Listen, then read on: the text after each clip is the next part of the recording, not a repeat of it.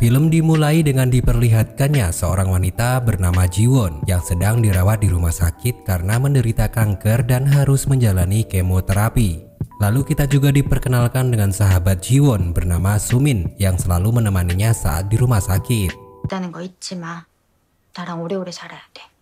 Jiwon menceritakan kepada Sumin kalau dia sedang depresi karena tidak bisa memberikan keturunan kepada suaminya. Selain itu, Jiwon juga mengatakan kalau suaminya sudah berselingkuh.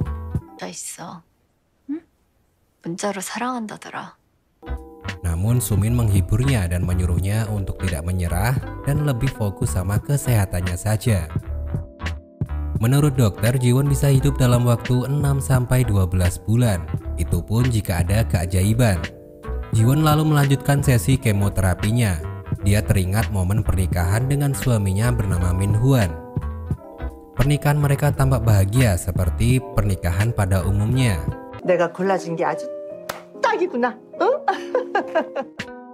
Namun baru beberapa bulan pernikahan, Jiwon harus merasakan pahitnya pernikahan, di mana suami dan ibu mertuanya membenci Jiwon karena Jiwon divonis tidak bisa memberikan keturunan.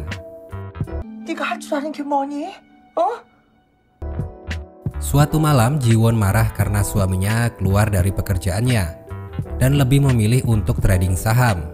Jiwon ngerasa tidak dihargai sebagai istri karena seharusnya mereka berdiskusi terlebih dahulu karena gaji Jiwon dari bekerja pun tak mencukupi untuk membeli beras. Bahkan mereka saat ini sedang ada kredit kulkas 4 pintu.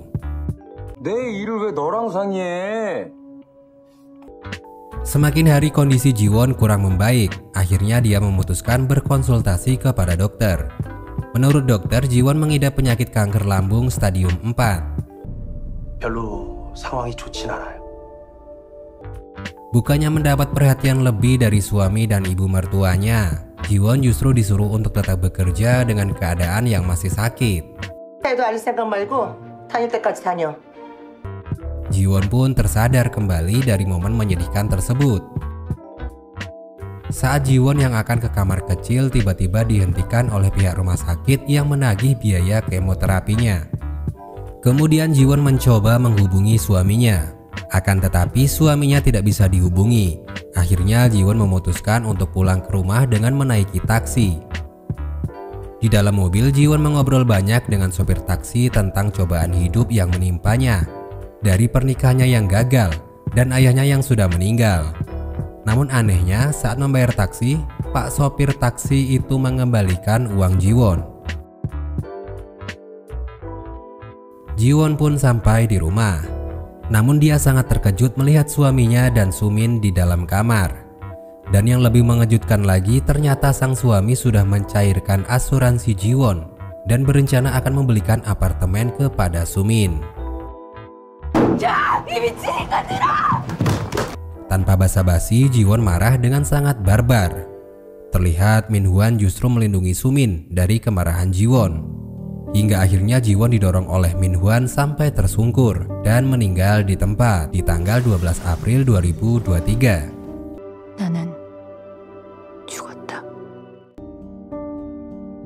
Lalu kita diperlihatkan kembali dengan Jiwon muda yang masih single dan masih berpacaran dengan Min Hwan. Bahkan mereka bekerja di tempat yang sama. Tapi Jiwon berteriak kencang sewaktu Min Hwan menyentuhnya, yang membuat semua orang di kantor kaget melihat Jiwon menyerang Min Hwan. Karena situasi kantor menjadi heboh, manajernya bernama Yuji menghentikan kebrutalan Jiwon. Tak sampai di situ, Jiwon hampir terkena air panas. Untung Yuji langsung menyelamatkannya.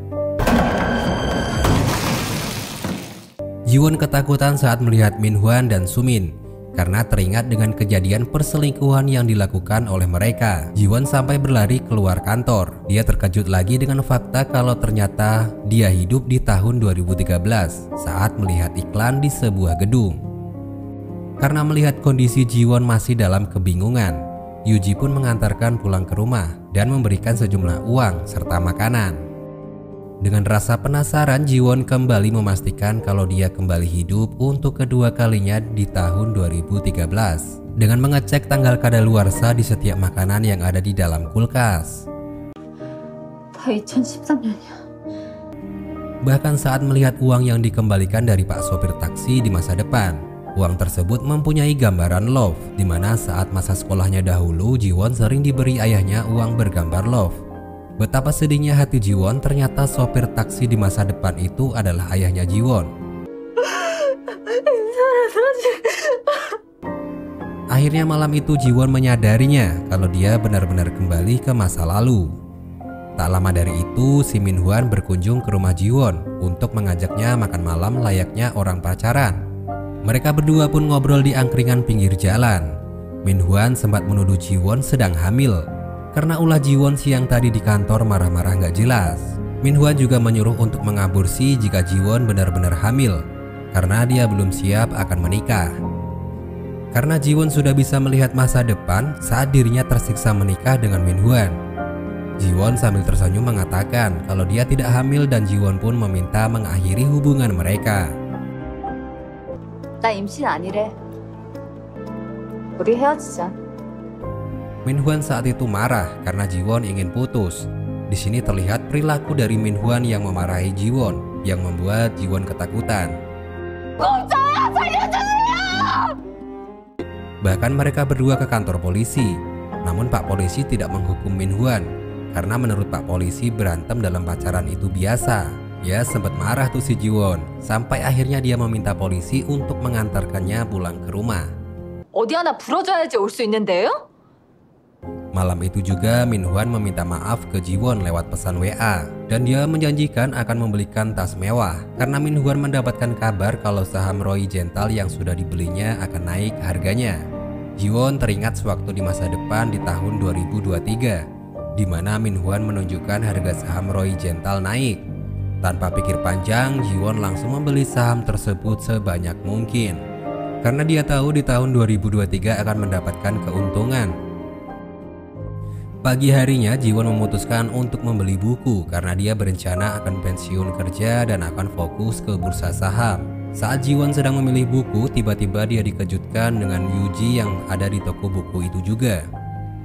Jiwon tersadar melihat tangan Yuji itu terluka, terkena teko air panas karena kemarin sudah menyelamatkan dirinya. Dia pun meminta maaf karena sudah membuat tangannya itu terluka. Tetapi Yuji akan memaafkan kalau Jiwon bersedia mentraktirnya seblak. 미안하면 밥 좀 사줘. Dan saat sudah sampai di warung seblak, Jiwon salah tingkah melihat Yuji saat ngelepasin kacamatanya. Namun Jiwon terkejut melihat luka di tangan Yuji itu mirip dengan luka yang dialaminya saat di masa depan. Setelah mereka selesai makan seblak, Yuji sempat berpesan kepada Jiwon untuk tetap bekerja karena Jiwon mempunyai kinerja yang bagus di tempat kerjanya. 강지원 씨 굉장히 능력 있는 인재입니다. 퇴사한다면 아쉬울 것 같네요. Keesokan harinya saat melihat Min Hwan di depan lift, Jiwon berupaya untuk tidak menemuinya dengan berjalan melalui tangga darurat. Biarpun meja kerja mereka berdua saling berhadapan, Jiwon masih menghindari berbicara dengan Min Hwan. Di sela-sela kerjanya, Jiwon selalu membeli saham dari Roy Gental yang harganya semakin hari semakin naik. Tak lama dari itu, Sumin menghampiri Jiwon dan mengatakan kenapa tadi malam dia tidak menelponnya. Jiwon beralasan kalau dia ada acara forum pernikahan sampai lupa waktu untuk mengabari. Jiwon juga menceritakan cerita palsu kalau dia sudah bertemu dengan seorang wanita yang menderita kanker dan melihat suami dan temannya sedang enak-enak diranjang. 남편보다 절친이 더 징그럽다. 어떻게 자기 절친한테 그래? Sumin lalu mengatakan perbuatan mereka sangat menjijikkan. Jiwon membenarkan pernyataan dari Sumin sambil tersenyum penuh makna. Tiba-tiba Kim Geong selaku manajernya memanggil Jiwon karena proposal produk masakannya ditolak. Namun Jiwon mengatakan akan segera memperbaikinya. Kita juga diperkenalkan dengan sosok Juran sebagai orang kepercayaan Kim Geong yang akan mengambil dokumen dan sempat bertemu dengan Jiwon di ruang cetak. Namun sayangnya mereka jarang mengobrol. Juran yang keluar dari ruangan sempat meninggalkan gelas yang hampir terjatuh. Namun Jiwon berhasil menggeser gelas itu.